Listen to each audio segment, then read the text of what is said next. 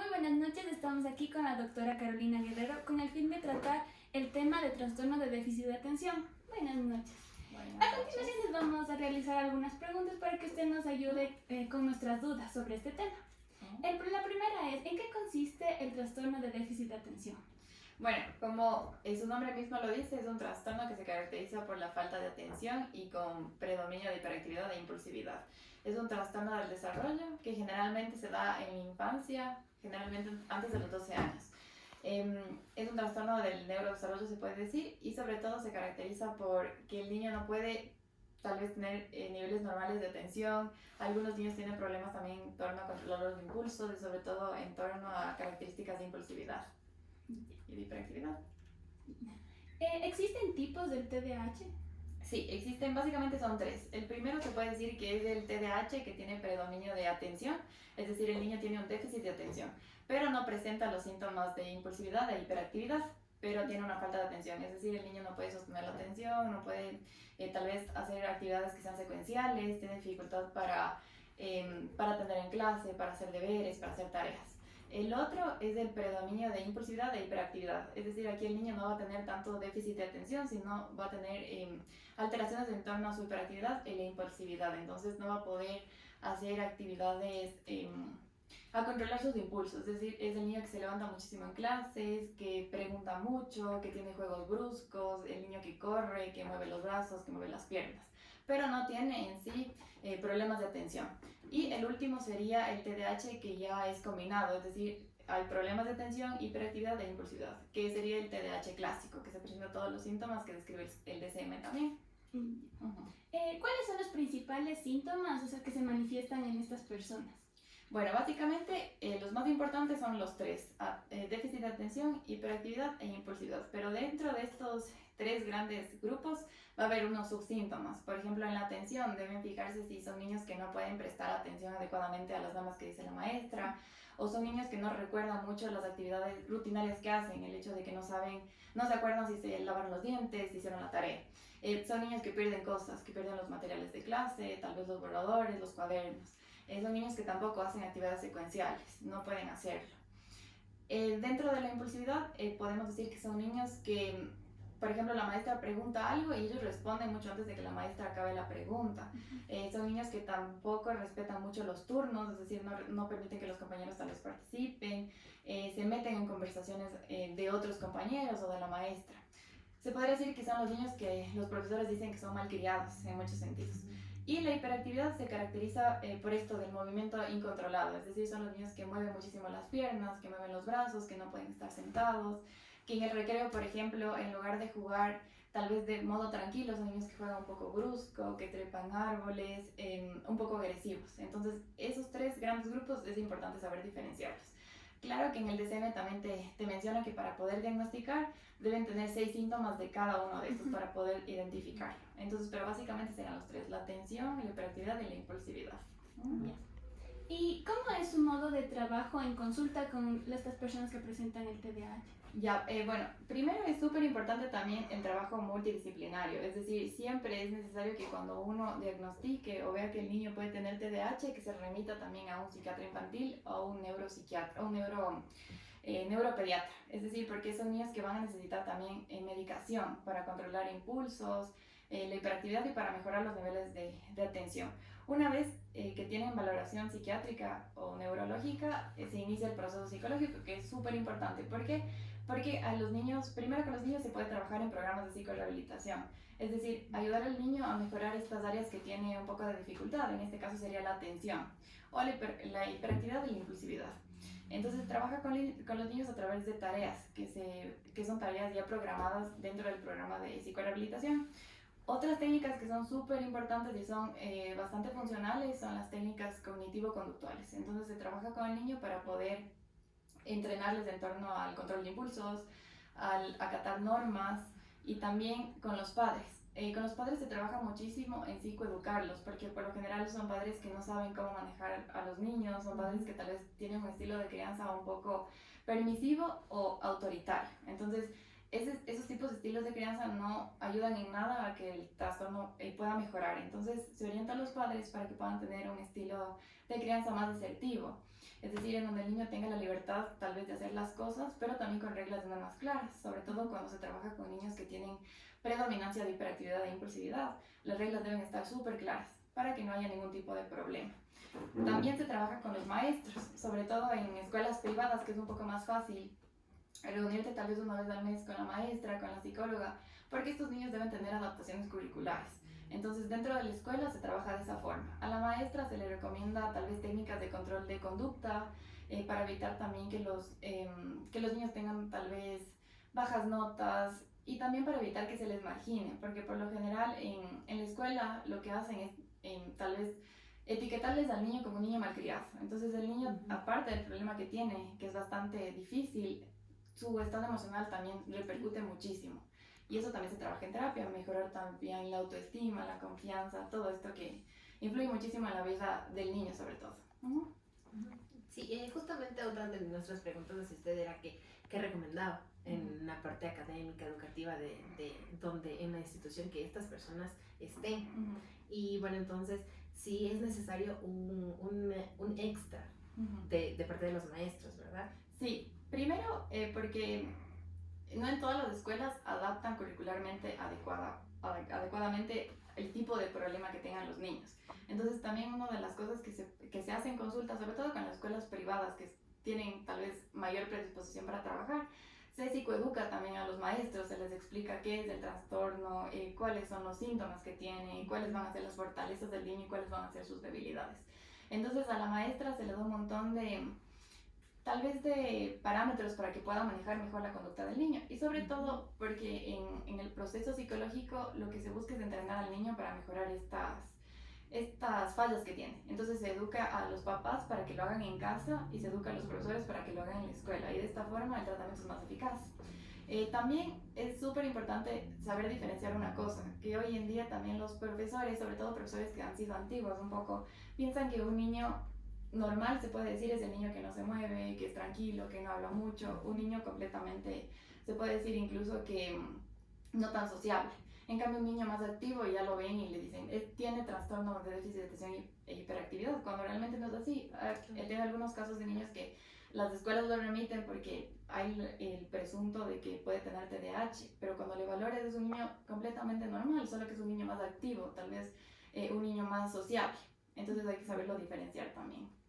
Ya, muchas gracias. Tal vez existen otros profesionales de la salud que puedan diagnosticar el TDAH aparte de psicólogos clínicos. Sí, eso es importante saber también porque hay gente que asume que lo puede hacer, pero realmente no. Es importante que primero el psiquiatra infantil, que es vital, porque es el único que puede medicar y también porque para este tipo de trastornos es necesario tener ciertas medicinas que ayuden a que los niveles de atención se mejoren y para controlar impulsos, sobre todo eso.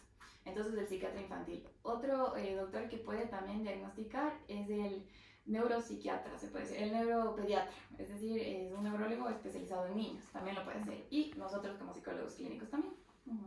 Okay. ¿Y en qué estaría basado? O sea, ¿cómo se diagnostica este trastorno? Ya, eso, si estamos hablando del Ministerio de Salud Pública, todo esto se basa en el CIE-10, entonces con los parámetros que establece el CIE-10. Si no es el Ministerio de Salud Pública y es un psiquiatra privado tal vez, a través del DCM también estaría adecuado. Los dos básicamente tienen los mismos criterios diagnósticos. Diferencian un poco tal vez la clasificación, el código, pero basado siempre en un manual diagnóstico. Bueno, ¿qué considera usted que es el principal tratamiento para estos pacientes con TDAH?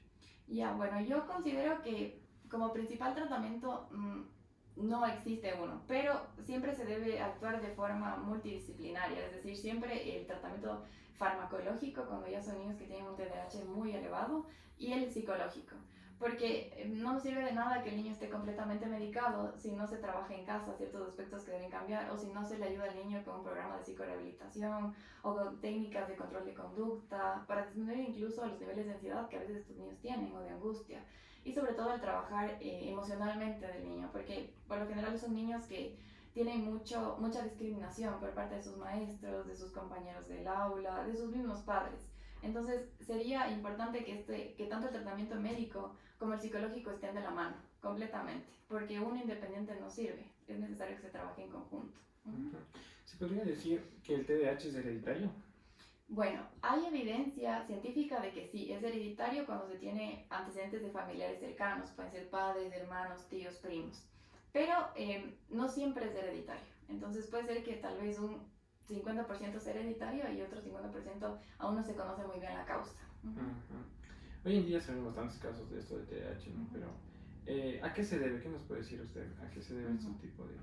Bueno, una de las cosas que yo podría pensar es que es un trastorno relativamente nuevo, se puede decir. Entonces, hace unos 40 años o 30 años no se conocía que era el TDAH y muchos niños que tal vez lo tenían o personas que lo tenían eran considerados tal vez personas malcriadas o niños, no sé, con problemas de conducta. Entonces se los tachaba como niños tal vez vagos o niños malcriados, niños problema. Pero ahora que ya se conoce o que se sabe que este es un trastorno, ya mucha gente, muchos niños ya están siendo diagnosticados porque ya se sabe que realmente no es que sean unos niños malcriados o unos niños malos, sino que tienen este problema. Otra de las causas tal vez puede ser también la forma en cómo avanza también la tecnología y la sociedad en sí. Entonces, al avanzar todo tan rápido, los niños están constantemente más expuestos a esto de la tecnología, al saber usar celulares muy, muy rápido, o sea, a edades muy tempranas, y todo esto también puede afectar a que el niño tal vez pueda desarrollarlo, sobre todo si tiene antecedentes familiares. Otra pregunta, ¿qué tipo de limitaciones se puede dar dentro de un TDAH?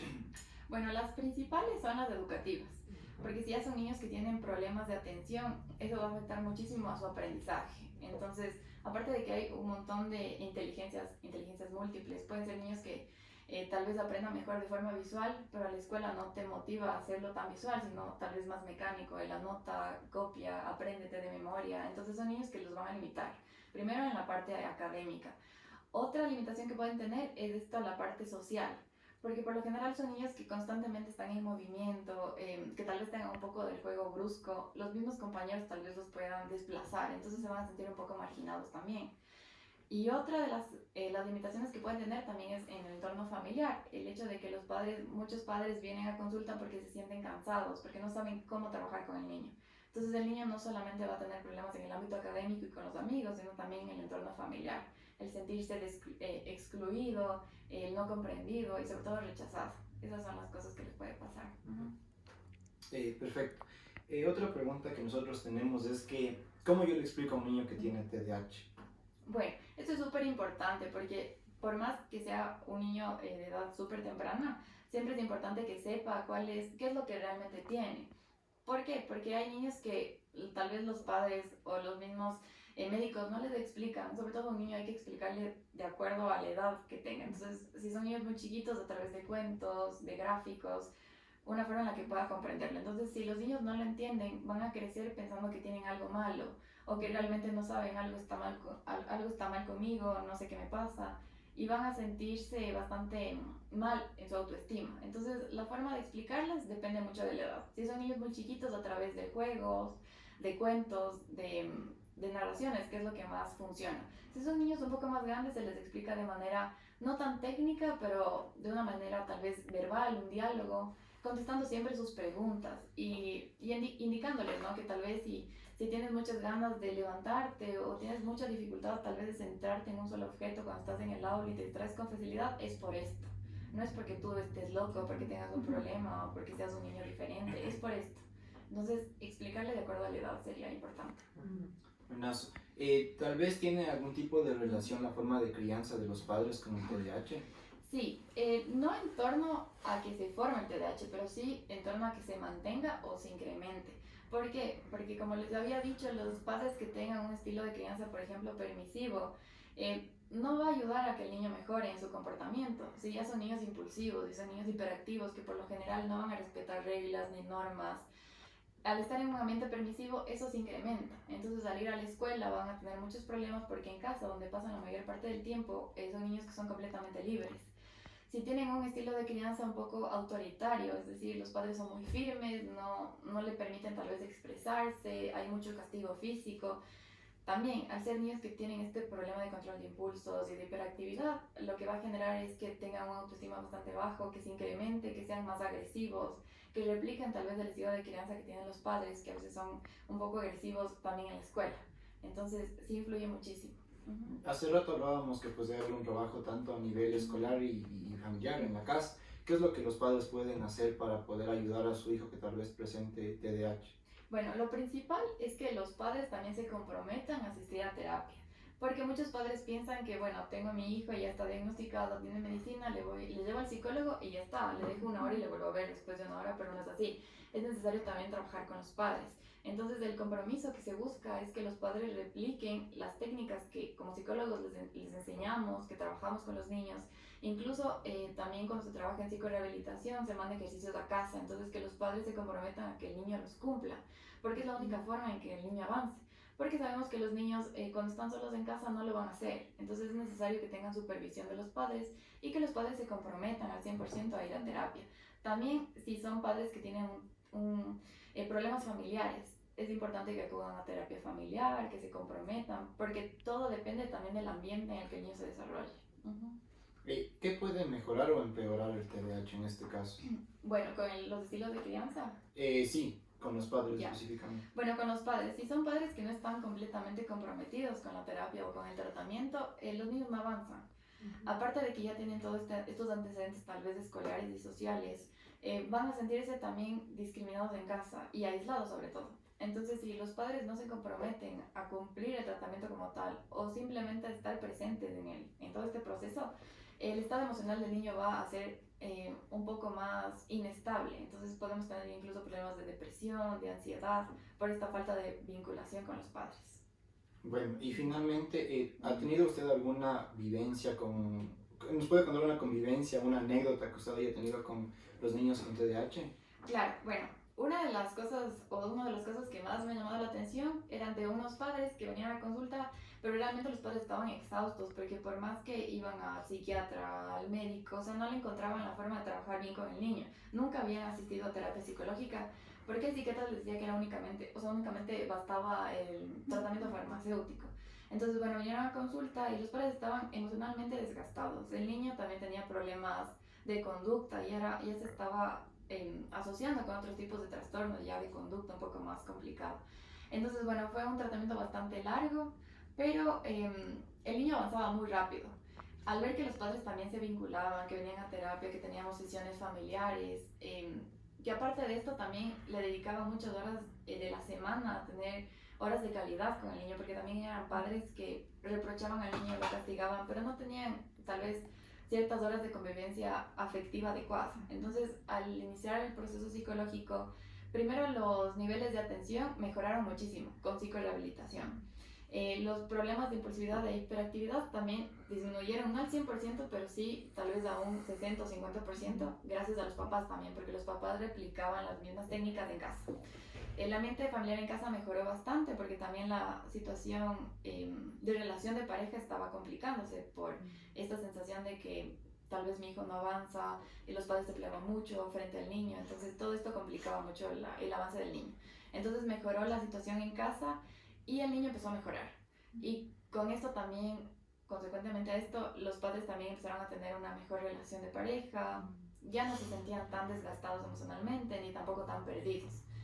Fue un proceso largo, pero realmente funcionó mucho, no solo con el niño, sino también con los padres. Listo, muchísimas gracias. Nosotros le agradecemos mucho por este tiempo compartido con nosotros, por el aprendizaje que nosotros vamos a tener, por su conocimiento y pues eso nada más. Muchísimas gracias. Gracias.